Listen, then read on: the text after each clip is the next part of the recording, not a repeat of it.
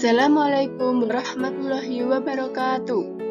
Bertemu kembali di mata kuliah Lembaga Keuangan Syariah dengan dosen pengampu Fatur Rahman Al-Bajari, SEME.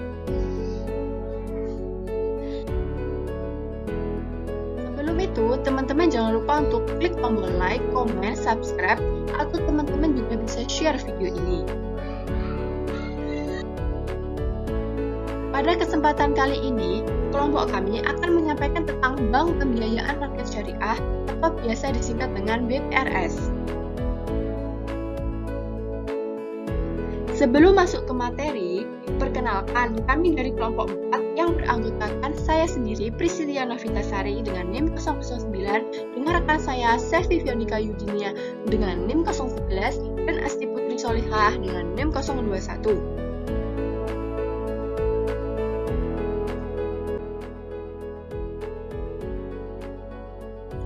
Baik, materi yang pertama adalah konsep dasar dan sejarah BPRS atau Bank Pembiayaan Rakyat Syariah. Konsep dasar BPRS. Pada dasarnya, konsep dasar BPRS sama halnya dengan konsep dasar Bank Muamalat Indonesia, yaitu sistem simpanan murni. Dapat diartikan sebagai titipan murni dari satu pihak ke pihak lain, baik individu maupun badan hukum. Yang kedua ada sistem bagi hasil, adalah suatu sistem pengelolaan dana. Dalam pembagian hasil usaha dapat terjadi antara bank dan penyimpanan dana. Yang ketiga, ada jual beli. Jual beli ini terjadi antara penyedia barang atau BPRS dengan nasabah yang memerlukan barang tersebut. Yang keempat, ada sistem sewa. Adalah bank tersebut menyewakan barangnya kepada nasabah yang membutuhkan. Yang terakhir, ada sistem upah. Selanjutnya, sejarah BPRS. Kelahiran BPRS seiring dengan berkembangnya BPR yang dikeluarkan oleh pemerintah pada tanggal 27 Oktober 1988. Pada zaman dahulu, khususnya di Pulau Jawa, BPR itu dikenal dengan lumbung desa atau bank desa. Akan tetapi, dengan seiring perkembangan administrasi, sistem ekonomi, dan pembangunan, maka BPR itu tidak sama persis dengan lumbung desa atau bank desa tersebut. Nah, kebanyakan masyarakat di desa mendambakan BPR tanpa adanya sistem bunga, karena masyarakat di desa itu kan kebanyakan umat muslim, dan umat muslim itu dilarang menggunakan sistem bunga. Akhirnya, pada tanggal atau bulan Agustus 1990, para ulama cendekiawan muslim dan praktisi perbankan muslim menyusun suatu program pendirian BPR Islam yang pertama kali didirikan oleh BPRS Syarif Hidayatullah di Cirebon pada tahun 1974. Selanjutnya, berdirilah sejumlah lembaga mikro berbasis syariah lainnya dengan berbagai jenis kelembagaan. Maka dari itu, dalam sistem perbankan nasional, BPRS adalah bank yang didirikan untuk melayani usaha mikro, kecil, atau UMK. Materi yang kedua yaitu tujuan Bank Pembiayaan Rakyat Syariah atau BPRS. Yang pertama, meningkatkan kesejahteraan ekonomi umat Islam, terutama pada golongan ekonomi lemah yang berada di daerah pedesaan. Yang kedua, menambah lapangan kerja terutama di tingkat kecamatan sehingga dapat mengurangi arus urbanisasi. Yang ketiga, membina semangat ukhuwah Islamiyah melalui kegiatan ekonomi dalam rangka meningkatkan pendapatan per kapita menuju kualitas hidup yang memadai. Dan yang terakhir, untuk mempercepat perputaran aktivitas perekonomian karena sektor real akan bergaya. Karakteristik Bank Pembiayaan Rakyat Syariah atau BPRS. Yang pertama, BPRS hanya dapat didirikan oleh warga negara Indonesia. Yang kedua, keberadaan BPRS memiliki tujuan khusus, yaitu menyediakan jasa dan produk perbankan bagi masyarakat golongan ekonomi menengah dan menengah ke bawah, usaha kecil dan mikro UKM baik di kota maupun desa. Yang ketiga, BPRS dilarang menerima simpanan dalam bentuk giro dan ikut serta dalam lalu lintas pembayaran, sebagaimana yang telah diatur pada Undang-Undang Nomor 7 Tahun 1992, yaitu melakukan kegiatan usaha dalam bentuk valuta asing, melakukan penyertaan modal, dan melakukan usaha peransuransian. Kegiatan usaha Bank Pembiayaan Rakyat Syariah atau BPRS. Yang pertama, menghimpun dana dari masyarakat dalam bentuk simpanan dan investasi. Simpanan berupa tabungan dengan berdasarkan akad wadiah atau akad lain yang tidak bertentangan dengan prinsip syariah. Investasi berupa deposito yang dipersamakan berdasarkan akad mudharabah atau akad lain yang tidak bertentangan dengan prinsip syariah.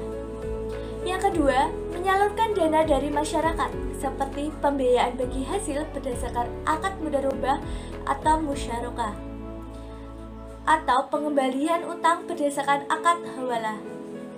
Yang ketiga, menempatkan dana pada bank syariah lain dalam bentuk titipan berdasarkan akad wadiah atau investasi berdasarkan akad mudharabah dan akad lain yang tidak bertentangan dengan prinsip syariah.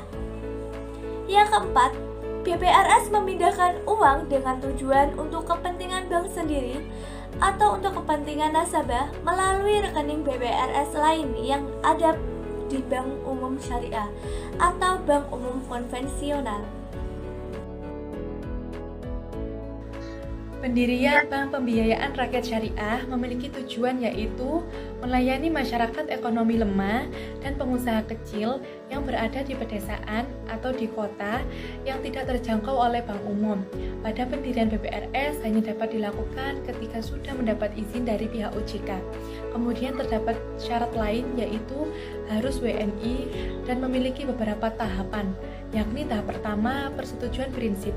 Permohonan persetujuan prinsip untuk melakukan persiapan pendirian BPRS diajukan oleh salah satu calon pemilik kepada Bank Indonesia yang menggunakan format surat sesuai lampiran pada Peraturan Bank Indonesia tertanggal 1 Juli 2009 dan didukung beberapa dokumen seperti akta pendirian, daftar pemegang saham berikut rincian besarnya masing-masing kepemilikan saham. Kemudian yang kedua, izin usaha. Pihak yang telah mendapatkan persetujuan prinsip wajib mengajukan izin usaha dengan melampirkan beberapa dokumen seperti akte pendirian badan hukum PT yang memuat anggaran dasar dan telah disahkan oleh instansi yang berwenang. Kendala pengembangan Bank Pembiayaan Rakyat Syariah secara garis besar memiliki beberapa kendala seperti kurangnya layanan digital yang dimanfaatkan oleh BPRS untuk menjalankan bisnisnya. Kemudian dalam praktiknya, Sudarsono mengalami kiprah BPRS yang kurang dikenal masyarakat dalam BPR yang tetap berprinsip dengan syariah, serta sumber daya manusia dan kurang adanya koordinasi baik antara BPRS dengan lembaga keuangan lainnya. Untuk mengatasi kendala pengembangan BPRS tersebut dapat dilakukan mengembangkan teknologi informasi keuangan yang dilakukan dengan kerjasama berbagai pihak penyedia jasa layanan teknologi informasi di bidang keuangan syariah yang tentunya terdiri dari akad mudharabah dan musyarakah.